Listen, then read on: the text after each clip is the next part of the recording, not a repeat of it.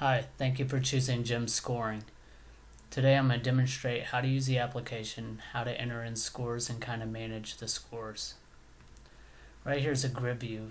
This will be a list of the different WODs, the competition that's going on, and this will be your competition. Your team names, the class, so it could be Team RX, could be Individual RX, Team Scaled, Individual Scaled, male or female, and then the results of that WOD. This is an already completed competition just to give you an idea of how it looks and the feel, but the scenario is just the same. So when you originally come in here, if the WOD is based off of reps, then it will be 0.00. If the WOD is based off of time, then it will be 99.99, and that's just to kind of keep everybody in last place in case people don't show up for a competition, or they complete WOD 1, they get injured, but they move on to WOD 2. It just ensures that they stay out. So here's what you do. Basically, you come in, we have the different titles up here. You can click on these to sort by them. You can, so for instance, if I wanted to sort in ascending order by team name, there it is. To edit any of these items, which you would never want to edit the competition or the WODs unless there's a mistake, but you could edit the class or the team name, or even if it's male or female, and you can of course edit the results. And it's simple to edit. You just kind of click in the box. You can type in anything you want just to update that record, and it will shade green. That way you know that there's an update. And it will do that for each one, so you can kind of go through the results, for instance, and you could say 12, 128, 15, and it will automatically update these records. Now I'm going to scroll to the very bottom, which is a long list, and I'll show you how to filter this, and hit cancel changes just for now.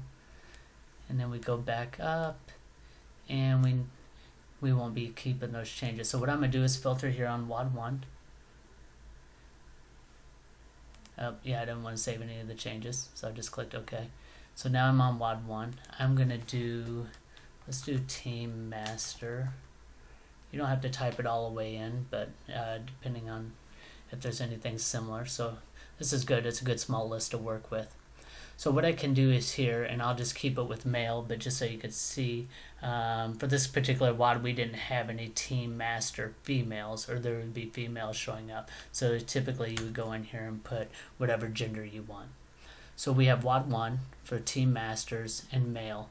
So you just come over here and enter in a score. So if it's timed, then the time would be just indicated by a decimal point. So it would be 12.10 or 11.10, and let's say there's a time cap, and the time cap is 13 minutes. And the time cap is 13 minutes, and they missed 2 WODs, so it would be 13.02. To change the scores, you just simply come in here and type it in, and as you go down the list,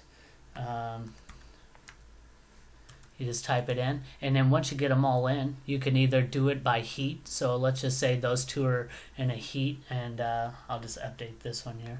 Let's say they were in a heat, heat 1. Heat 1's over, they're in heat 2. I can simply hit save changes, which I'm not going to do because somebody might want to come back here and look at their scores, so I'm going to leave this. Hit save changes, and then what will happen is it will save these 3, and then these 2 will just remain the same, which will probably be at 0.00 at that point, or if it's timed, it would be 99.99. So they'll shade green, that way you know that they haven't been saved yet, and then here's your option here.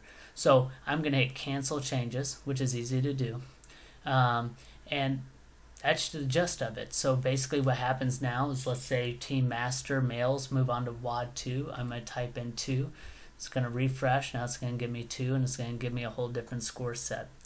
So essentially what you do is, when you register, you're going to tell me how many WODs you have. What are the WODs based on? Are they reps or timed? You may have a WOD 1A and a WOD 1B. So typically we'll separate those as separate WODs.